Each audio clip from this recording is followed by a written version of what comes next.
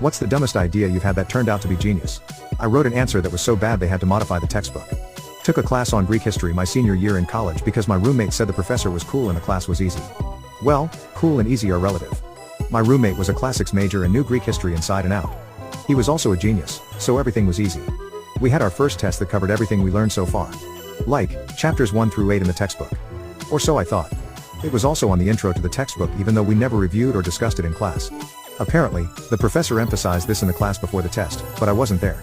I stay up all night cramming for the test and feel great as I'm taking it the next day until I get to the last essay question, which was worth 25% of the grade, and said something like, according to the textbook intro, there were 5 reasons why scholars debate whether Crete was one of the locations in the Odyssey. Name one and explain it. Crap. This never came up in class or in the rest of the textbook. So I rack my brain for something even remotely coherent and remember an episode of Jeopardy about when Crete was supposedly discovered.